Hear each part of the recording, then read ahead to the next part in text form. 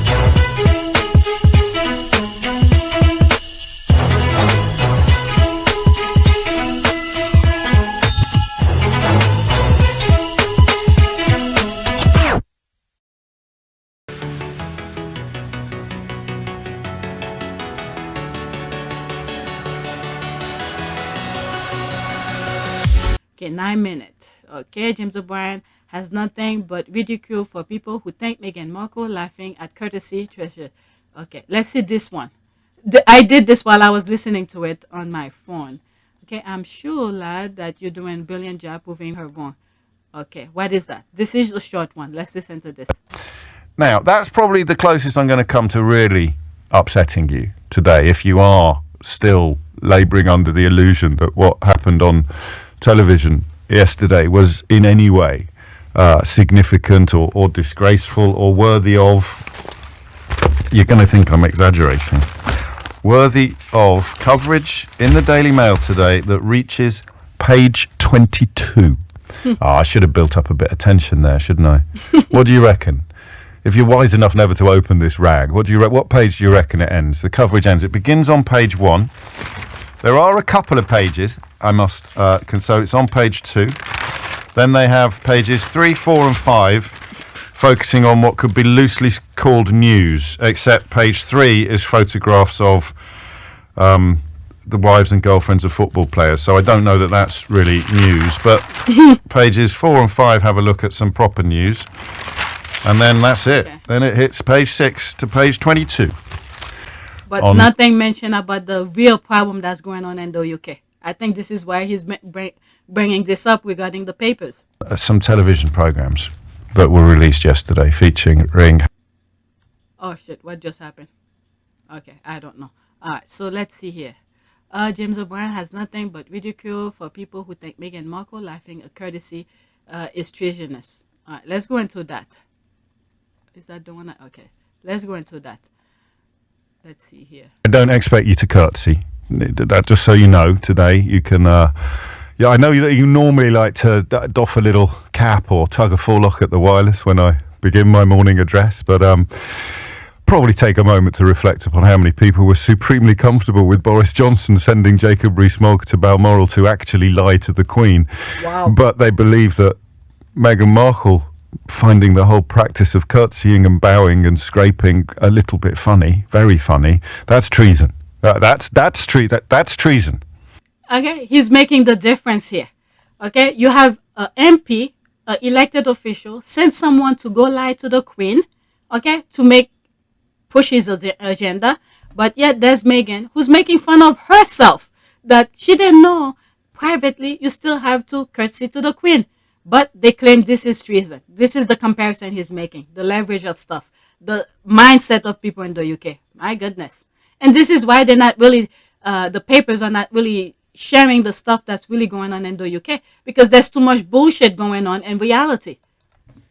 Sending Jacob Rees-Mogg to lie to the actual Queen, that's absolutely fine. That's getting all the big calls right. That's getting Brexit done. Wow. Laughing at curtsying, which is hilarious, and everyone has laughed at curtsying in the last few months because of that footage that emerged of Liz Truss curtsying. That was just hilarious. No one didn't find that funny. I suspect even Liz Truss can smile about it now. But finding curtsying a little bit funny, stroke ridiculous, oh my God, to the tower, off with her head. Lying to the actual Queen, and unlawfully proroguing her actual parliament, absolutely fine. And I mention these things not because I want you to feel bad about how boiled your brain has been by matters royal, but because it's important to highlight absolutely irrefutable absurdity and hypocrisy, even if we find it uncomfortable.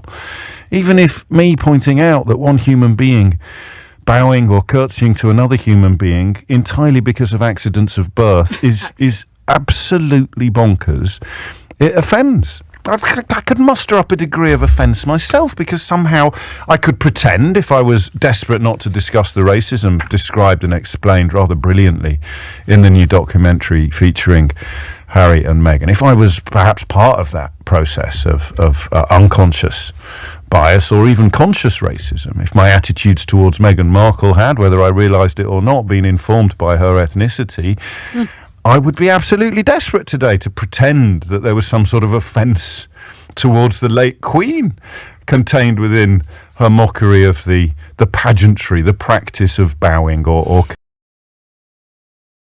curtsying. Imagine if you had to bow. Meghan should feel proud of herself for mentioning this, because she was making fun of herself. But thank God there are people now who seeing the light of things, saying exactly how Meghan saw it. To your new boyfriend's nan. Just imagine. Imagine if you had to curtsy to your new boyfriend's nan or your new girlfriend. That's what we're talking about here. Sorry, I have to do what? Yeah, you have to, and actually you have to do it in a certain way. And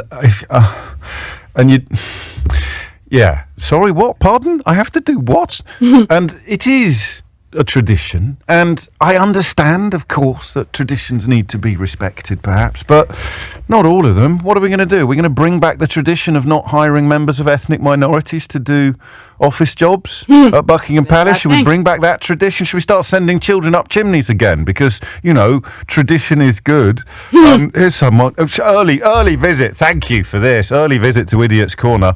And it's cultural. Think to bow. You wouldn't make fun of other countries' traditions, would you? Excuse me? Have you ever listened to this program before? Yeah, we're always defending what they do in other countries on the grounds that it's a tradition. Iran, for example, killing protesters, absolutely great idea, wonderful tradition, lovely Iranian tradition there to beat up women for wearing their heads. Oh, do be quiet. Honestly, sometimes I think people are now deliberately sending me brain dead contributions in order to get into Idiot's Corner. We'll have to start guarding against that. And also, of course, the fellow who was Chancellor of the Exchequer at the time appeared to be having some sort of fit of hysterics when attending, or was he Chancellor of the Exchequer at the time? It's so hard to remember. When attending the late Queen's funeral, but that was absolutely fine. No, let's not talk about that. You can send Jacob Rees-Mogg to Balmoral to lie to her. You can have a senior member of the Conservative government sitting in the pews, giggling like a naughty schoolboy. But if my goodness me, if a woman struggling to understand why she has to curtsy to her new boyfriend's nan describes how ridiculous she found the whole episode, then whoa, stop the clocks and call the police. Oh, just when I was about to stop, but it stopped. Yeah. Let me read some of this. Let's see here. It's coordinated. All the accounts that are criticized the Harry and Meghan documentary on Netflix have voiced this folk outrage at her, wondering at the curious and frankly anachronistic formalities a family follows in private. Got their marching orders from the palace. Okay, Mike making a mockery. Here, where was the outrage? Oh, shit. Who says men can get their curtsy on, while royal protocol dictates only women need to perform the gesture? Zara Tindall's husband might give it a go at Royal Ascot in 2015. The squad got receipt. Look at him laughing. It's just freaking stupid for even doing that. I mean, he was making fun of it, but the nonsense. These voices are so funny. Okay, the media were hoping there were going to be something to criticize, and when there wasn't, they latched on to the courtesy. It's pathological. Okay, there's a different language. Meghan had no problem courtesying in public or private. She was just surprised that it was required in the private, personal family setting, and she never marked the custom. That's right. Okay, she was making fun of herself because she went way overboard and trying to get it right. All right. So let's see here. What else? I still haven't come across what I really wanted to show you guys. Let's see this one. Is that this one? 9 minutes and... Okay, if it's not it, I'm just going to stop. I don't know where you want to begin with this. I'd like to help you if you've been radicalised by the British media into hating this completely blameless couple, but I'm not sure that you're ready yet. I think when you have been radicalised, whether it is in the, you know, the more traditional and awful ways with which we're all familiar, sort of far-right terrorism or Islamist fundamentalism, there was an awful lot of radicalisation going on social media, wasn't there, with anti-vax conspiracies and QAnon and Donald Trump won the election. That counts as radicalisation, obviously. And an awful lot of British people, including people I know and love, I have to be honest with you, have been completely radicalised by media coverage of Harry and Meghan. They would do really well to watch these programmes because they do a brilliant job of explaining what's gone on. But there are none so blind as those that will not see. And the problem we have... Oh, fuck. What just happened? Do you want to begin with this? I'd like to... Something happened. A glitch. But the thing is that... oh, fuck. I forgot what I was going to say. Oh, people refuse to see. Okay, sometime when I pray, let the blind see. This is what just came to mind. And then the glitch came. Ways in which collusion, if you like, between the royal establishment and the royal pack, the royal hack pack, the journalists on that beat, and of course their bosses, their editors, and ultimately their owners.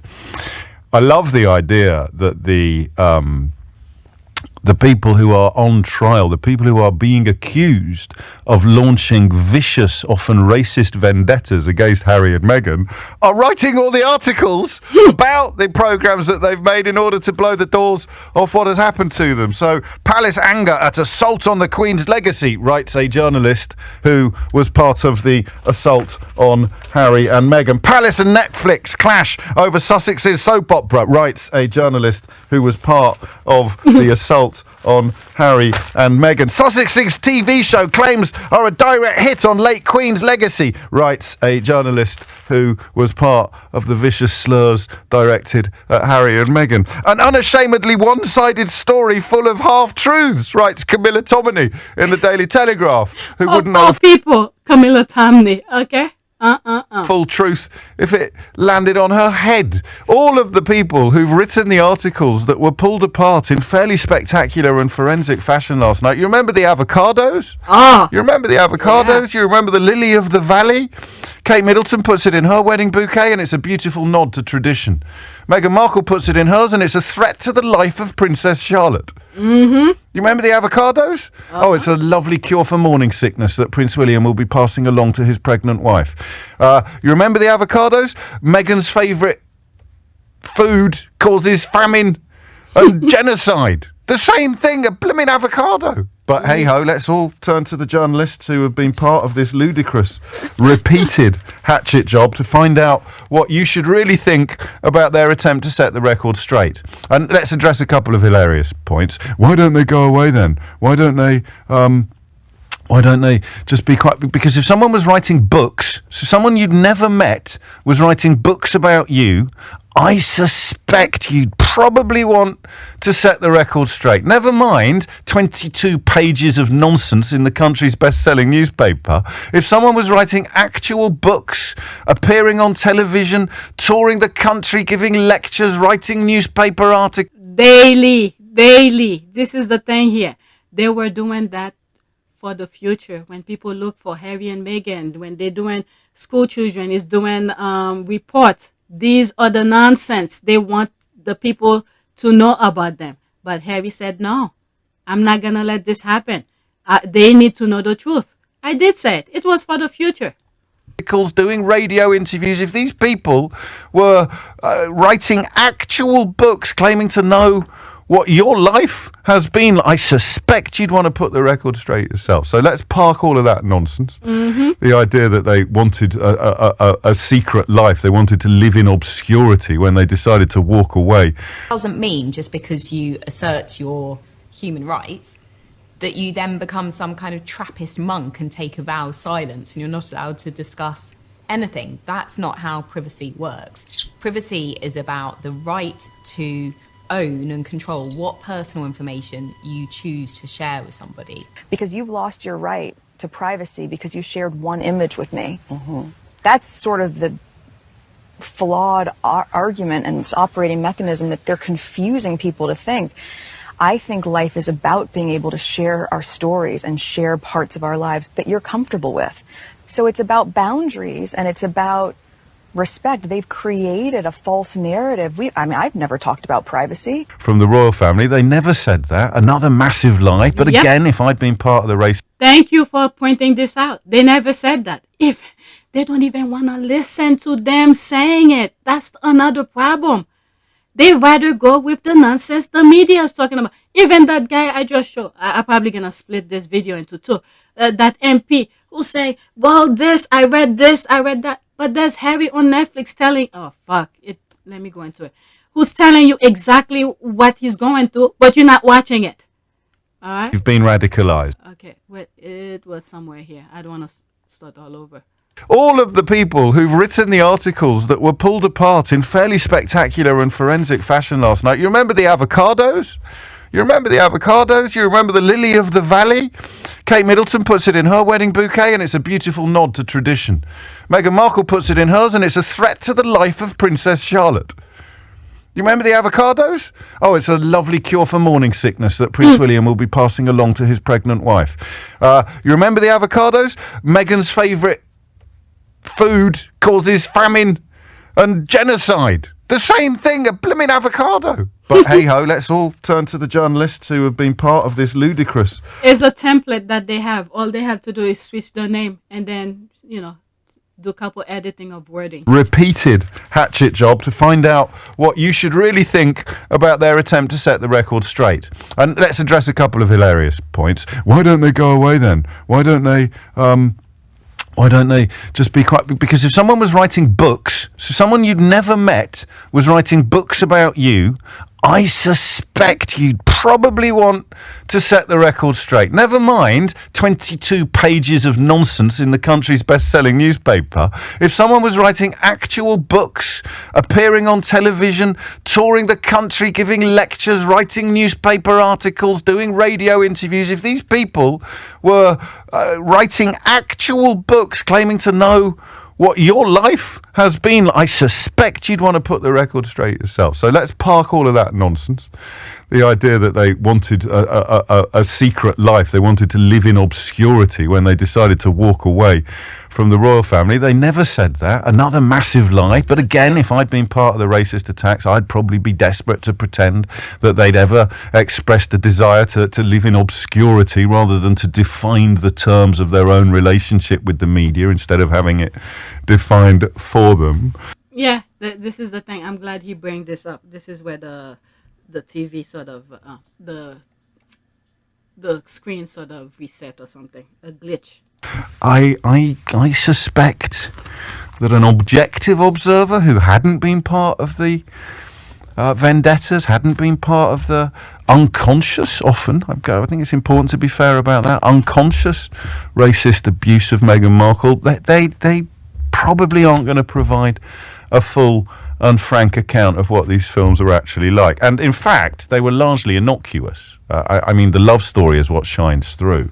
What do you think they find hardest to forgive? You've got Sarah Vine on the front of the Daily Mail today saying, I actually feel sorry for him. Harry is a very damaged man and I feel for him. So if you feel sorry for somebody as a consequence of childhood trauma, the best thing you can do is contribute to 22 pages of unhinged bile, pouring poison over every aspect of his existence and attacking his wife as if she was some sort of serial killer. Exactly. This is what I was sort of saying. Like I said, I'm probably going to split this video into two. That other MP who was talking on that LBC station, okay, he's saying he learned, he sees, he this and that, but yet he's spewing this same BS, recycle BS. That's the Sarah Vine School of Compassion. Very well paid by the Daily Mail, of course, and what a bleeding heart she has. Harry is a very damaged man, and I feel for him. Here is my contribution to 22 pages of vitriol directed partly at him, but mostly at his blameless wife. Well, she's not blameless, is she? Because A, B, C, D, E, F, G. Yeah, where'd you get all that information from? Oh, I got it from the same places that are telling me that documentary's awful, James. Sorry. That's all right. Apology accepted. No curtsies necessary. How do we do it today? How do we do it today? I mean it. I'd love to help you de-radicalise. If you're sitting there and some of the viciousness and the vitriol, not just on social media, you hear it on air sometimes as well, you get the sense that people need rescuing. Like, how have you been reduced to this? Nick had a caller saying it was treason. Treason to take the mickey out of curtseying. Treason. How can you help? How can we help people like that? I don't think you're ready yet, are you? I don't think you're ready to ring me on the de-radicalisation question. If you are, I'm here to help. If you are surprised, now that I've held up that blooming mirror that I insist on holding up most mornings, and you can't quite believe what you're seeing in it, if you want to give me a ring and we can work together towards de-radicalising you, that might be fun. 0345 606 0973. The starting point has to be this. I wish I didn't feel so angry with these people who I've never met and about whom everything I believe has been spoon-fed to me by people who make money out of hating them. 0345 606 0973. Okay. Or do we have a chat about curtseying, which is the only thing that these ghouls and vampires have been able to find to attack her with? 3 hours of footage detailing appalling treatment from the British media, and the British media responds by pretending to be outraged at her finding the practice of having to curtsy for her new boyfriend's nan absurd.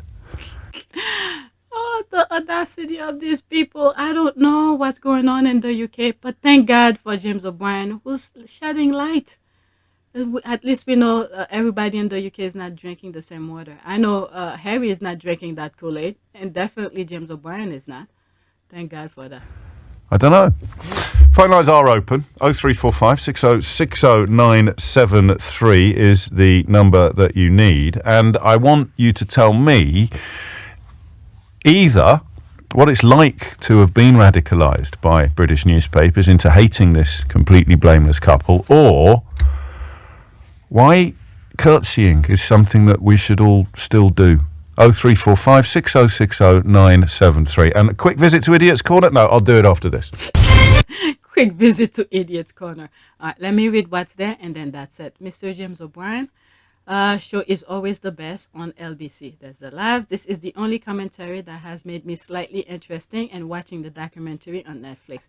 I know it will make me angry toward the newspaper. I don't read, not even online. When articles are shared on social media, I don't think I will be surprised by the context. Can anyone share the 22-page supplement on Prince Andrew? I will have to say, at the point, God save Mr. James O'Brien. You are too clever, and I can listen to your analysis all day without getting bored. Okay, this might get James on plank of the week again. Okay, and my goes concrete. All right, let's do one prayer. I still didn't share what I was looking for. It was a woman who was James O'Brien was talking to. If I see it, I have to share it with you, because I did listen to it. I don't know why I'm not coming across it. All right, prayer for protection. The light of God surrounds me. The love of God enfolds me. The power of God protects me. The presence of God watches over me. The mind of God guides me. The life of God flows through me. The law of God directs me. The power of God abides within me. The joy of God uplifts me. The strength of God renews me. The beauty of God inspires me. Wherever I am, God is. All right, so that's it for this video. Today I was not gonna record. I was supposed to just edit. Now it's 5:38. Can you imagine that? If you look at video 1, what time I said, and then to now, that's how many recordings that I've done. All right, so that's it. Please take a moment to subscribe, like, and share. If you want to support this channel, there's a PayPal link and a Cash App link in the description. You could donate. Those who have donated, thank you. New subscribers, welcome. All right, let me go search for that audio, that interview James O'Brien did with that lady. It was really good. I want to share it with you. Let me go search for it.